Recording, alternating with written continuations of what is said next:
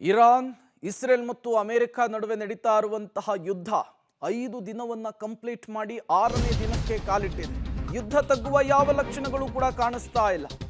ದಿನದಿಂದ ದಿನಕ್ಕೆ ಸಂಘರ್ಷ ಜೋರಾಗ್ತಾ ಇದೆ. ಇಸ್ರೇಲ್ನ ಟೆಲ್ ಅವೀವ್ ಅನ್ನು ಗುರಿಯಾಗಿಸಿಕೊಂಡು ಇರಾನ್ನಿಂದ ಪ್ರತಿ ದಾಳಿ ಮುಂದುವರೆದಿದೆ. ಅಮೆರಿಕ ಸೇನಾ ನೆಲೆಗಳನ್ನೇ ಟಾರ್ಗೆಟ್ ಮಾಡಿ ಇರಾನ್ ಉಡಾಯಿಸುವಂತಹ ಕೆಲಸ ಮಾಡ್ತಾ ಇದೆ. ಈ ಮೂಲಕ 3 ದೇಶಗಳ ನಡುವೆ ನಡೀತಾ ಇರುವಂತಹ ಸಂಘರ್ಷ ಮತ್ತೊಂದು ಹಂತವನ್ನು ತಲುಪಿರುವಂತಹದ್ದು. ಇಷ್ಟು ದಿನ ಕೇವಲ ವಾಯುದಾಳಿಗಷ್ಟೇ ಈ ದೇಶಗಳ ನಡುವಿನ ಸಂಘರ್ಷ ಸೀಮಿತವಾಗಿತ್ತು. ಈಗ ಸೇನಾ ನೌಕೆಗಳನ್ನು ಟಾರ್ಗೆಟ್ ಮಾಡುವಂತಹ ಕೆಲಸ ಆಗ್ತಾ ಇದೆ.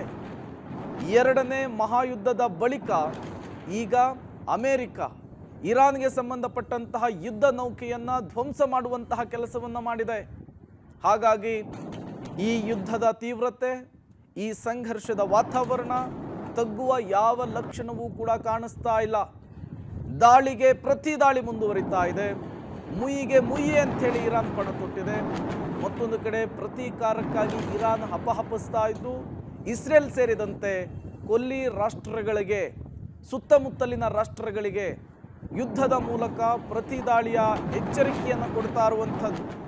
ಈ ಮೂಲಕ 6ನೇ ದಿನವೂ ಕೂಡ ಯುದ್ಧದ ಭೀಕರತೆ, ತೀವ್ರತೆ ಅದೇ ರೀತಿಯಲ್ಲಿಯೇ ಹೋಗ್ತಾ ಇರುವಂಥದ್ದು.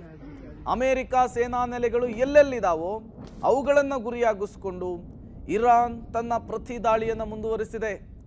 ಖಮೇನಿ ಹತ್ಯೆಗೆ ನಾವು ಪ್ರತೀಕಾರವನ್ನು ತೀರಿಸಿಕೊಳ್ತೇವೆ ಅಂಥೇಳಿ ಪಣವನ್ನು ತೊಟ್ಟಿದೆ.